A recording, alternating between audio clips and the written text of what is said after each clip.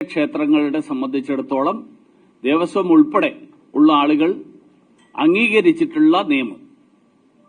അങ്ങനെ ഇരിക്കെ 2019 ഈ സ്വർണപ്പാളികൾ ഇളക്കിയെടുത്ത് ചെന്നൈയിൽ കൊണ്ടുപോകാനുള്ള തീരുമാനം ആരെടുത്തു, എന്തിനെടുത്തു, ഈ സ്വർണപ്പാളികൾക്ക് എന്ത് കേടുപാടുകളാണ് സംഭവിച്ചത്, ആ കേടുപാടുകൾ സംഭവിച്ചത് ശാസ്ത്രീയമായിട്ട് തെളിയിക്കപ്പെട്ടിട്ടുണ്ടോ,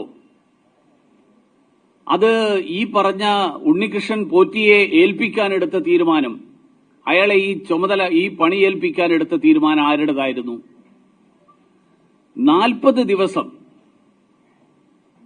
2019 ജൂലൈ 19 തൊട്ട് ഓഗസ്റ്റ് 9 വരെ ഉള്ള 40 ദിവസം, ഈ 40 ദിവസം ഇത് ചെന്നൈയിലേക്ക് ഉള്ള യാത്ര, ഈ യാത്ര നടന്നതിന്റെ കാലയളവ് തന്നെ വളരെ ദുരൂഹമായിട്ടുള്ള ഒരു കാലയളവാണ്. ഇത്രയും ദിവസം എടുത്തു എന്നുള്ളത്.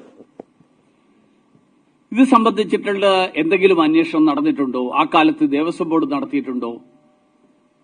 അതിനുശേഷം ഇങ്ങനെയുള്ള ഒരു ക്രമവിരുദ്ധമായിട്ടുള്ള, ഒരുപക്ഷെ സംശയാസ്പദമായിട്ടുള്ള കാര്യം ചെയ്തു, ഇത് തിരിച്ചു വന്നതിന് ശേഷം തൂക്കത്തിൽ കുറവ് വന്നു എന്നുള്ളതിന്റെയും രേഖകളുണ്ട്, തെളിവുകളുണ്ട്. കാരണം സന്നിധാനത്ത് നിന്ന് 2019 ജൂലൈയിൽ പുറപ്പെടുമ്പോൾ പാളികളുടെ ഭാരം 25.4 കിലോയും പീഠത്തിന്റെ ഭാരം 17.4 കിലോയായിരുന്നു. അങ്ങനെ ആകെ 42.8 കിലോ. ഓഗസ്റ്റ് 29 സ്മാർട്ട് ക്രിയേഷനിൽ തൂക്കുമ്പോൾ, എന്ന് പറഞ്ഞാൽ ഇവിടുന്ന് കൊണ്ടുപോയിട്ട് 40 ദിവസം കഴിഞ്ഞ് അവിടെ എത്തിയിട്ട് അവിടെ തൂക്കിയപ്പോ ഭാരം 38.258 കിലോ. സ്വർണം പൂശിയതിന് ശേഷം, അതിനുശേഷം അവിടെ അവർ പണി നടന്നു. ആ പണി നടന്നതിന് ശേഷം 38.653 ആയി. അതായത് തൂക്കത്തിൽ തന്നെ 4.147 കിലോ കുറഞ്ഞു. ഇത് കോടതിയും രേഖപ്പെടുത്തിയിട്ടുണ്ട്. കോടതി ഇത്തവണ ഇത് സംബന്ധിച്ചിട്ടുള്ള വിവാദങ്ങൾ ഉണ്ടായപ്പോ, വിവാദങ്ങൾ എന്ന് പറഞ്ഞാൽ വീണ്ടും ഇതേ ആൾക്ക് ഈ സ്വർണപ്പാളികളും ദ്വാരപാലക ശില്പത്തിന്റെ സ്വർണപ്പാളികൾ ഇതേ ഉണ്ണികൃഷ്ണൻ പോറ്റിക്ക് തന്നെ നൽകാനുള്ള ഒരു നീക്കമുണ്ടായപ്പോൾ ആ സ്വർണപ്പാളികൾ ശബരിമലയിൽ നിന്ന് കടത്തിക്കൊണ്ടുപോയതിനു ശേഷം അത് ശ്രദ്ധയിൽപ്പെട്ടതിന്റെ അടിസ്ഥാനത്തിൽ ദേവസ്വം കമ്മീഷണർ ഹൈക്കോടതിയെ അറിയിക്കുന്നതിലൂടെയാണ് ഈ വിഷയം മുഴുവൻ പൊതുജന ശ്രദ്ധയിൽപ്പെടുന്നത്. അതിനെ സംബന്ധിച്ചിട്ടുള്ള ചർച്ചകൾക്കിടയിൽ, പരാമർശങ്ങൾക്കിടയിൽ ദേവസ്വം ബോർഡ് വളരെ ഹൈക്കോടതി കൃത്യമായിട്ട് പറഞ്ഞു 4 കിലോ തൂക്കത്തിൽ കുറവുണ്ട്. ഞാനത് ആവർത്തിച്ചു. 4 കിലോ തൂക്കത്തിൽ കുറവുണ്ട്, 4.127 എന്നുള്ളതാണ് പറഞ്ഞിട്ടുള്ളത്. 4.147 ഈ തൂക്കത്തിൽ കുറവുണ്ട് എന്ന് പറഞ്ഞതിന് ഇപ്പൊ ചില ആളുകൾ ഇത് രാഷ്ട്രീയ പ്രേരിതമാണ് ആരോപണം എന്ന് പറയുന്നത്. ഹൈക്കോടതി പറഞ്ഞത് ആവർത്തിക്കുന്നത് എങ്ങനെയാ രാഷ്ട്രീയ പ്രേരിതമായിട്ട് വരിക? ഒന്ന്, ശബരിമലയെ സംബന്ധിച്ചിടത്തോളം കേരളത്തിലെ കോടിക്കണക്കിന് ആളുകൾ, കേരളത്തിന് പുറത്തുള്ള കോടിക്കണക്കിന് ആളുകൾ, അങ്ങനെയുള്ള കോടിക്കണക്കിന് ഭക്തന്മാരിൽ ഒരാളാണ് ഞാൻ. ശബരിമലയിൽ വ്രതമെടുത്ത് ശബരിമലയിൽ ദർശനം നടത്തുന്ന ഒരാളാണ് ഞാൻ. ശബരിമലയിൽ ആചാരലംഘനം ഉണ്ടായപ്പോ ആ ആചാരലംഘനത്തിനെതിരായിട്ടുള്ള ഭക്തരുടെ പ്രതിഷേധം, ആ പ്രതിഷേധം സന്നിധാനത്തിൽ നാമജപം നടത്തിക്കൊണ്ട് ഭക്തരുടെ അവകാശം പുനഃസ്ഥാപിക്കപ്പെടാൻ വേണ്ടിയിട്ട് അന്ന് അതിൽ പങ്കാളിയായിട്ടുള്ള ഒരാളാണ് ഞാൻ. അതുകൊണ്ട് ശബരിമലയുടെ ഭക്തൻ എന്നുള്ള നിലയിൽ ഈ വിഷയങ്ങൾ, കോടിക്കണക്കിന് അയ്യപ്പ ഭക്തരുടെ വികാരങ്ങൾ പ്രകടിപ്പിക്കുക എന്നുള്ളത്, അഭിപ്രായങ്ങൾ പ്രകടിപ്പിക്കുക എന്നുള്ളത് എന്റെ ചുമതലയായിട്ട് കണക്കാക്കുന്നതുകൊണ്ടാണ് ഞാനിത് ചെയ്തത്. എനിക്ക് ചോദിക്കാനുള്ള ഏറ്റവും പ്രധാനപ്പെട്ട ചോദ്യം, ഇപ്പോ ദേവസ്വം മന്ത്രി ഉൾപ്പെടെ പറയുന്നു ദുരൂഹതയുണ്ട് എന്നാണ്. ദുരൂഹതയുണ്ട് എന്നുള്ളത് എപ്പോഴാ തോന്നിയത്? 2019 ഇയാളെ ഏൽപ്പിച്ച് തിരിച്ചു വന്നപ്പോ ഈ തൂക്കത്തിൽ കുറവുണ്ടായിരുന്നു എന്നുള്ളത് ഗവൺമെന്റിന്റെ കയ്യിൽ റിപ്പോർട്ടുണ്ടാവും.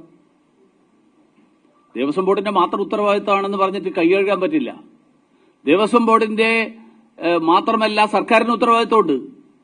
സർക്കാരിന്റെ കയ്യിൽ റിപ്പോർട്ടുണ്ട്. അങ്ങനെ ദുരൂഹതയുള്ള അങ്ങനെ 4 കിലോ സ്വർണം, ഇനി ചെമ്പാണെങ്കിൽ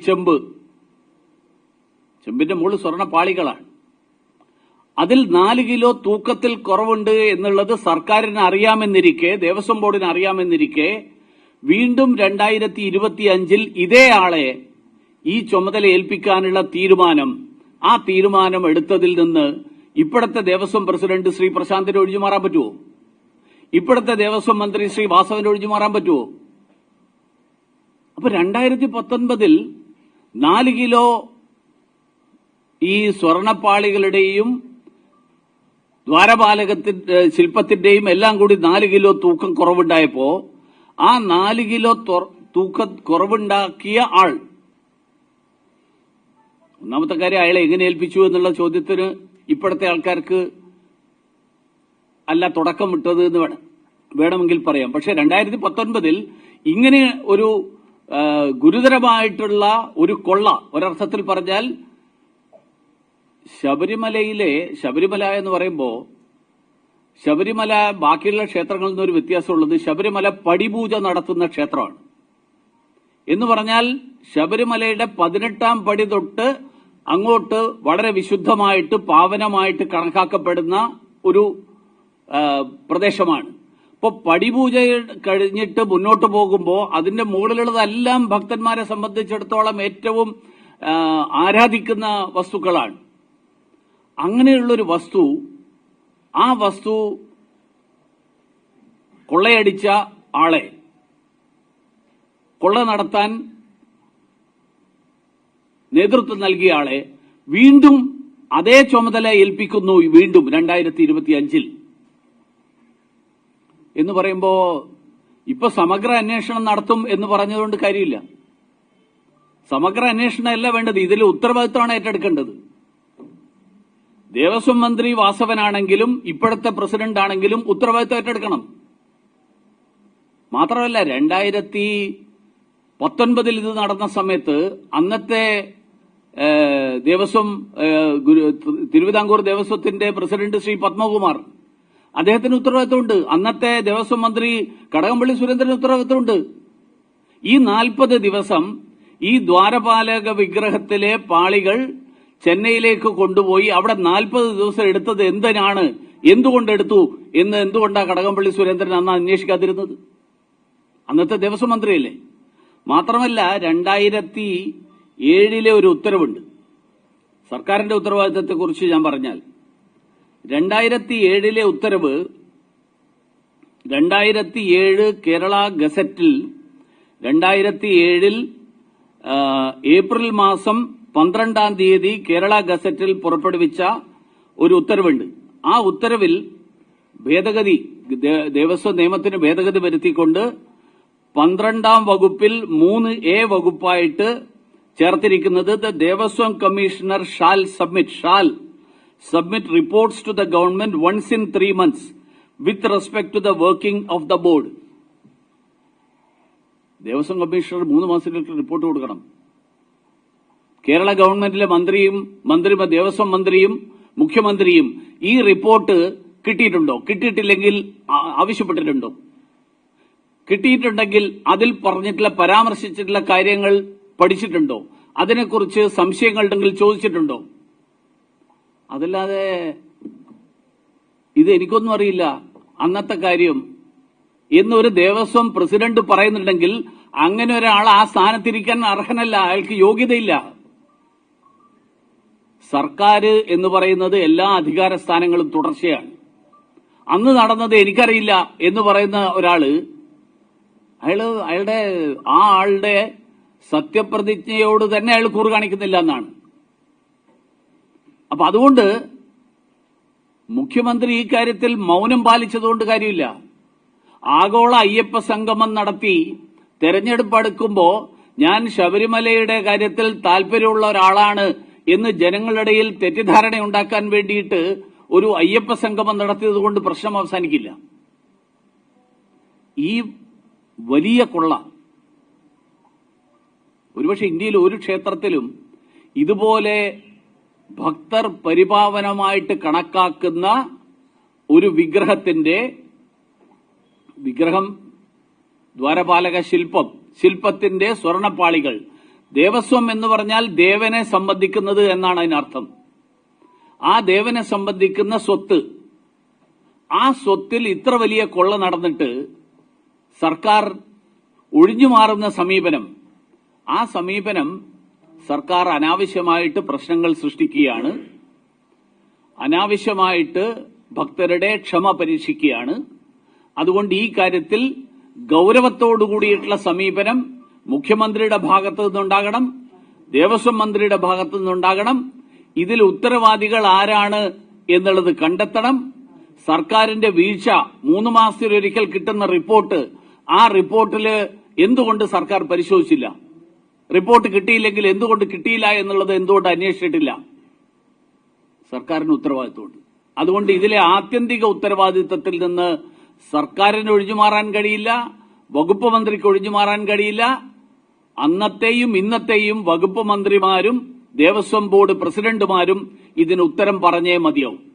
എന്റെ പ്രശ്നം ഇപ്പോ ആഗോള അയ്യപ്പ സംഗമം ഈ നടത്തിയതിന്റെ എനിക്ക് ചോദിക്കാനുള്ളത് 7 കോടി രൂപ എവിടുന്ന് വന്നു എന്നാണ്. നിങ്ങളെല്ലാവരും റിപ്പോർട്ട് ചെയ്തിട്ടല്ലോ. 7 കോടി രൂപ ചെലവാക്കി 5 കോടി വെട്ടിപ്പ് നടത്തിയിട്ട് ആ മോഷണം നടത്തിയ ആളുകളെ പിടികൂടാതെ 7 കോടി വീണ്ടും ചെലവാക്കിയെങ്കിൽ ആ പണം എവിടുന്ന് വന്നു എന്നുള്ളതാണ് ജനങ്ങൾ അറിയാൻ ആഗ്രഹിക്കുന്നത്. ഈ നശിപ്പിച്ച ഉച്ചഭക്ഷണം 4000 പേര് രജിസ്റ്റർ ചെയ്തതിൽ എത്ര പേര് വന്നു? രജിസ്റ്റർ ചെയ്തതിന്റെ കണക്കാണ് MP ഗോവിന്ദൻ അടക്കമുള്ള ആളുകൾ പറയുന്നത്. 3000 കസേര ഇട്ടിട്ട് 4000 പേര് രജിസ്റ്റർ ചെയ്തു, അത് വിജയിച്ചു എന്നാണ്. മുന്നിലിരുന്ന കസേര കാലിയായിരുന്നു എന്നുള്ളത് എല്ലാവരും കണ്ടതല്ലേ? അതുകൊണ്ട് ആഗോള അയ്യപ്പ സംഗമം എന്ന് പറയുന്ന തട്ടിപ്പ്, ആ തട്ടിപ്പ് കൊണ്ട് ജനങ്ങളുടെ കണ്ണിൽ പൊടിയിടാൻ കഴിയില്ല. ഈ തട്ടിപ്പിനെ കുറിച്ചാണ് ജനങ്ങൾ അറിയാൻ ആഗ്രഹിക്കുന്നത്. ദ്വാരപാലക ശില്പത്തിലെ സ്വർണപ്പാളികൾ, ആ സ്വർണപ്പാളികൾ മോഷണം നടത്താൻ കൂട്ടുനിന്ന ദേവസ്വം ബോർഡിന്റെ ആരൊക്കെയാണോ ഉള്ളത്? അന്നത്തെ ദേവസ്വം ബോർഡ് പ്രസിഡന്റ്, ദേവസ്വം മന്ത്രി, ഇന്നത്തെ ദേവസ്വം ബോർഡ് പ്രസിഡന്റ്, ദേവസ്വം മന്ത്രി, മുഖ്യമന്ത്രി. ഇതാണ് വിഷയം.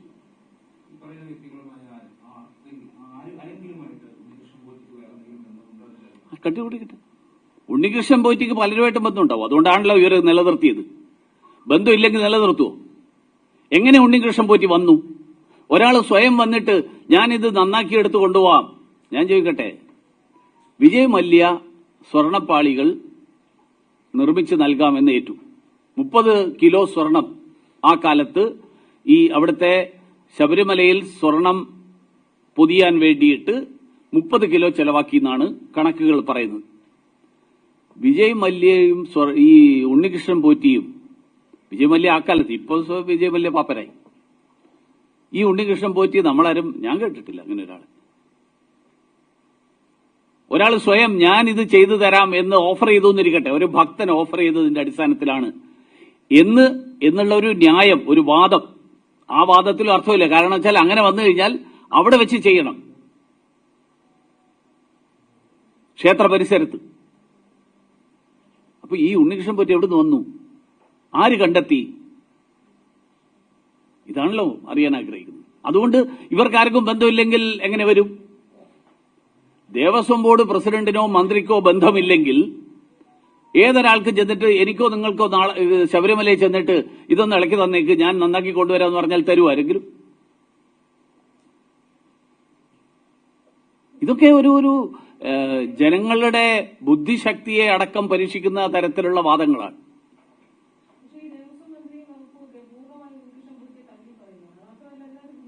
കള്ളനെ പിടിച്ചു കഴിഞ്ഞാൽ പിടി വീട് കഴിഞ്ഞാൽ കൂടെയുള്ള ഏതൊക്കെ ഒരുത്തന്റെ തള്ളി പറഞ്ഞിട്ട് അങ്ങ് രക്ഷപ്പെടാമെന്ന് വിചാരിക്കാൻ പറ്റില്ല. പിന്നെ ഈ ഉണ്ണികൃഷ്ണൻ പോറ്റി എങ്ങനെ വന്നു? തള്ളിപ്പറയുകയാണെന്ന് പറഞ്ഞാൽ നിങ്ങളുടെ ഉത്തരവാദിത്വമുള്ള ഒരു സ്ഥാപനത്തിൽ നിങ്ങൾ ഇത് ഏൽപ്പിച്ചു കൊടുക്കുന്നു. അതായത് 2019 4 കിലോ സ്വർണത്തിന്റെ അല്ലെങ്കിൽ 4 കിലോ തൂക്കത്തിൽ കുറവുണ്ട് എന്ന് രേഖപ്പെടുത്തപ്പെട്ടിട്ടുള്ള ഒരു കാര്യം അതേ ആളെ ഈ തവണ വീണ്ടും എങ്ങനെ ഏൽപ്പിച്ചു?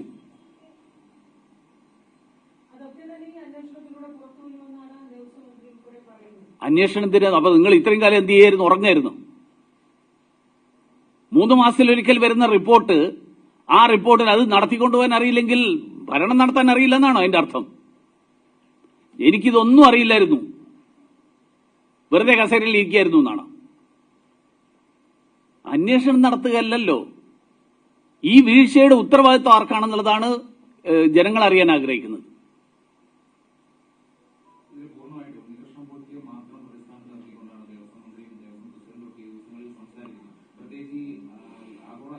അതായത് സെക്രട്ടേറിയറ്റിനകത്ത് ചെന്ന് മുഖ്യമന്ത്രിയുടെ ഓഫീസിൽ നിന്ന് വലിയ ഒരു കൊള്ള നടക്കുന്നു എന്നിരിക്കട്ടെ, ഏതൊരാൾക്കും അങ്ങനെ കയറി ചെന്നിട്ട് നടത്താൻ പറ്റുമോ?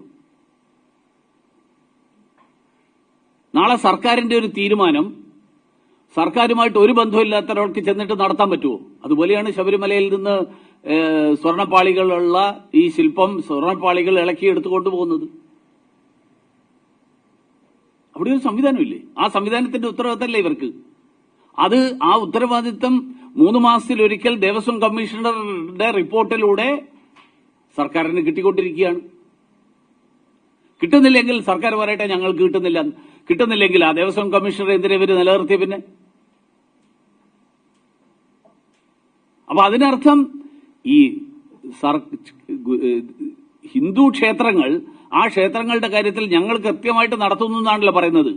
ആ കൃത്യമായിട്ട് എങ്ങനെയാണ് നടത്തുന്നത് എന്നുള്ളത് ഇപ്പൊ ജനങ്ങൾക്ക് മനസ്സിലാക്കാനുള്ള അവസരം കിട്ടി. ഞങ്ങൾക്ക് വിശ്വാസമില്ല, ഞങ്ങൾ അവിടെ പോയി തൊടാറില്ല, പക്ഷെ ഞങ്ങൾ കൃത്യമായിട്ട് നടത്തുന്നു എന്നാണ്. ഇങ്ങനെയാണോ കൃത്യമായിട്ട് നടത്തിയത്?